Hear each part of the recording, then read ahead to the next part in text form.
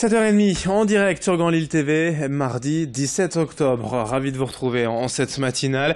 L'actualité lilloise en images en 8 minutes. D'abord vos prévisions météo, vous le savez, vous en avez l'habitude. On va encore profiter aujourd'hui du soleil avec quelques nuages de beau temps cet après-midi en provenance du littoral et de la Côte d'Opale. Mais globalement, encore une belle journée. Et non plus d'été comme ça a été le cas ce week-end ou même encore hier. Les températures quand même sont en baisse, mais elles restent supérieures au normal de saison. On aura 19 degrés de prévu cet après-midi avec une belle journée ensoleillée. Les prévisions complètes bien sûr après ce journal. Dans cette édition, d'abord la séance plénière du Conseil régional des Hauts-de-France hier à Lille. Plusieurs sujets à l'ordre du jour pour les élus régionaux, dont les transports. Plusieurs quais de gare vont être modernisés, surtout rendus accessibles aux personnes à mobilité réduite. Les lycées aussi vont avoir le droit à de sérieux réaménagements. Une enveloppe de 840 millions d'euros a été votée hier, un budget en hausse de 4% comparé à l'année précédente. La rénovation des établissements était attendue, certains lycées n'ayant pas été entretenus depuis plusieurs années, ce que l'actuel Conseil dénonce comme une défaillance des élus précédents. Et c'est en tout cas ce que nous explique Martine Manoël, vice-présidente de la région en charge de ces lycées, au micro hier de Céline Huret. Ce qu'il faut bien retenir, c'est que nous avons les compétences de la région sont vraiment que les bâtiments soient dans un état le mieux possible. Il s'avère que dans la région, dans le sud de la région, il y a certains établissements qui n'ont pas vu le moindre investissement de la région depuis 13 ans. Notamment, j'ai visité des établissements, je ne vais pas stigmatiser sur un établissement précis, mais j'ai visité des établissements où il y avait 4 sanitaires en fonctionnement pour 1750 élèves. On ne peut pas accepter cela, et donc c'est surtout sur ces manquement de mes prédécesseurs, c'est comme ça, et je ne vais pas regarder dans le rétroviseur, mais je vais plutôt regarder devant, comment je fais pour que l'ensemble des établissements de la région trouvent des investissements importants. Autre image pour évoquer encore la fameuse baisse de 5 € par mois des APL, les aides au logement. Le projet de loi de finances 2018 du gouvernement prévoit aussi une baisse des APL d'environ 60 € dans les logements sociaux. Économie annoncée à 1,5 milliard d'euros. Mais cette baisse se ferait donc sur le dos des bailleurs sociaux à qui le président de la République a demandé, comme aux propriétaires, de diminuer leur loyer de la somme adéquate. Pour eux, on s'en doute, la baisse des loyers empêcherait de construire de nouveaux logements, de rénover les anciens. En tout cas, c'est ce qu'annonce la directrice générale de LMH, Lille Métropole Habitat, qui craint un effet boule de neige dangereux, au micro de Xavier Silly. Pour construire, pour investir, pour réhabiliter, nous empruntons à peu près plus des 2/3 en fait des coûts et des dépenses que nous réalisons. Sauf que ces emprunts, ils sont garantis par les collectivités locales. Si demain, c'est un bailleur social sur 2 qui est en cessation de paiement, ce sont ces mêmes collectivités locales qui vont être appelées à rembourser les emprunts. Je ne vous fais pas de dessin, mais c'est 134 milliards d'euros. C'est près de la moitié de la dette grecque que les bailleurs sociaux ont collectivement contracté d'emprunt à la Caisse des dépôts. Donc vous imaginez que demain, les collectivités locales seront amenées à rembourser ces emprunts.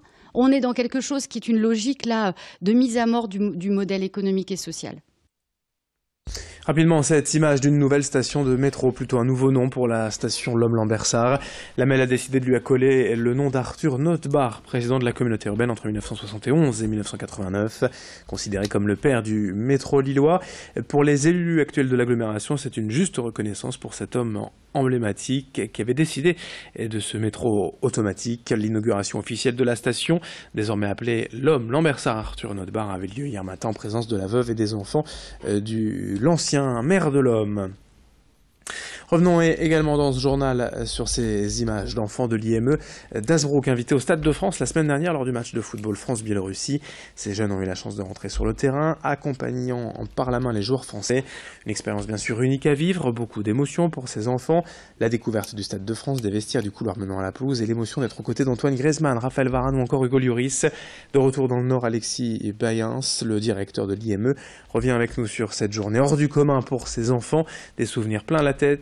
Il est au micro de Corentin Escaillé.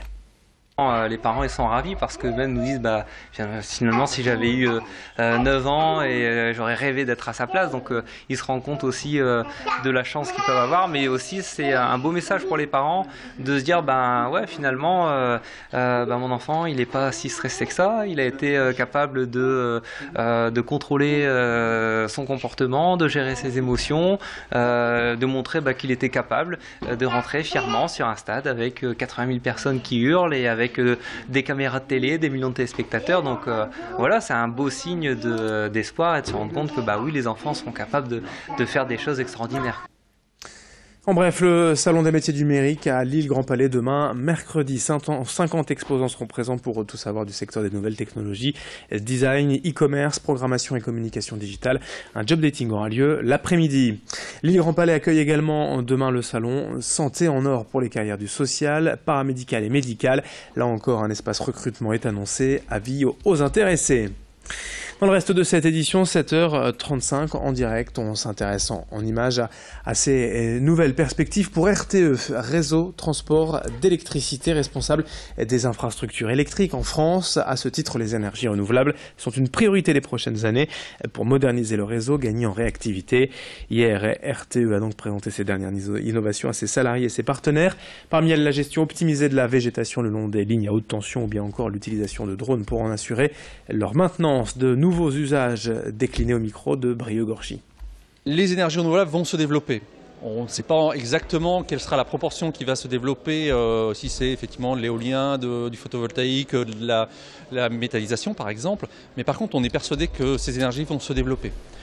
En parallèle du développement de ces énergies renouvelables, on a aussi le développement des usages comme le véhicule électrique qui va arriver, qui est déjà présent et qui va fortement se développer.